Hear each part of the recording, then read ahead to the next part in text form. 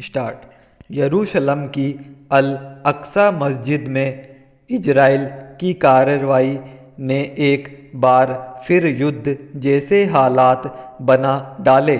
4 दिन से इजराइल और फिलिस्तीन एक दूसरे पर मिसाइलें और बम गिरा रहे हैं। अब तक 100 से ज़्यादा लोग मारे जा चुके हैं। दोनों तरफ के रिहायशी इलाके खंडरों में तब्दील हो रहे हैं। इससे भी ज़्यादा चिंता की बात यह है कि इजराइल और फिलिस्तीन के बीच भड़के इस युद्ध में महाशक्तियां भी सक्रिय हो उठी है।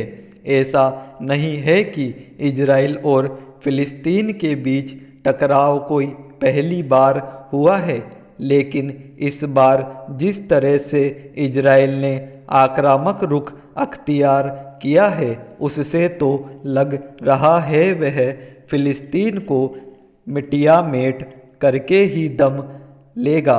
अगर बमों और मिसाइलों से हमलों का यह सिलसिला जल्द ही नहीं थमा और बड़ी ताकतें भी इसमें कूद पड़ी तो इससे तीसरे विश्व युद्ध की नींव पड़ते देर नहीं लगने वाली।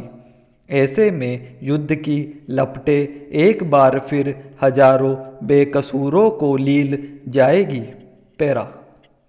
मामला इस बार ज़्यादा इसलिए गरमाया कि अल अक्सा मस्जिद में इजरायली कार्रवाई रमज़ान के दौरान की गई।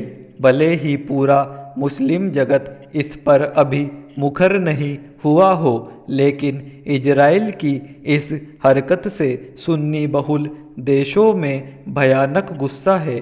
पाकिस्तान और तुर्की तो जिस तरह से खुलकर फिलिस्तीन के साथ आ गए हैं, उससे हवा का रुख समझा जा सकता है। तुर्की के राष्ट्रपति एर्दोगान रेसेप तैयप ने तो रूस के राष्ट्रपति व्लादिमीर पुतिन से इजराइल को कड़ा सबक सिखाने को कहा है। उधर अमेरिका खुलकर इजरायली कार्रवाई का समर्थन कर रहा है। जाहिर है रूस भी बहुत देर तक शांत नहीं बैठने वाला। अल अक्सा मस्जिद से फिलिस्तीनियों को खदेड़ने की इजराइल ने जो कार्रवाई की, लगता है वह सुनियोजित थी।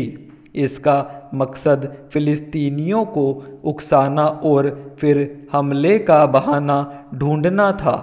मौजूदा लड़ाई का नतीजा इजरायली शहरों में अरब मूल के लोगों और यहूदियों के बीच दंगों के रूप में भी देखने को मिल रहा है। इजराइल में अगर अरब मूल के लोगों की आबादी 21% है, ऐसे में इजराइल में अरब यहूदी संघर्ष और भयानक रूप ले ले तो कोई आश्चर्य नहीं। पैरा। दुनिया के हालात के मद्देनज़र इजराइल और फिलिस्तीन के बीच मौजूदा संघर्ष थमना चाहिए। इसी में सबकी भलाई है। हालांकि दोनों पक्षों के बीच समस्या का कोई समाधान दूर दूर तक नज़र नहीं आता।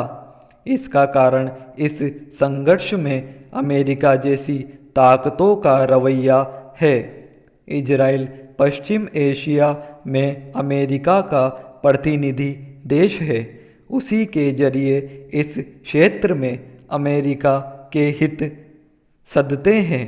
अमेरिका के दम पर ही इजराइल फिलिस्तीन की सत्ता पर काबिज हमास को मिटा देने के सपने देखता रहा है।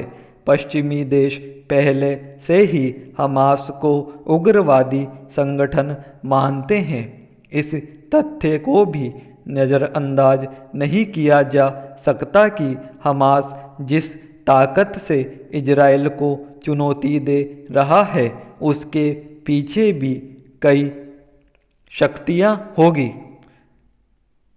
गौर इस बात पर भी किया जाना चाहिए कि हमास जिस तरह से इजरायली शहरों को निशाना बना रहा है, उससे उसकी बढ़ती सैन्य ताकत का भी पता चलता है। जाहिर है हमास को सैन्य मदद देने वालों की भी कमी नहीं है। गौरतलब है कि अफ़गानिस्तान में तालिबान का उदय अमेरिकी नीतियों की देन रहा है। इजराइल को इससे सबक लेना चाहिए। हमास भी इजराइल की ही देन है, लेकिन अब वही उसके लिए संकट बन गया है। ऐसे में अफ़गानिस्तान में जो हश्र अमेरिका का हुआ, आगे चलकर वैसे ही नतीजे कहीं इजराइल को भी न झेलने पड़ जाएं।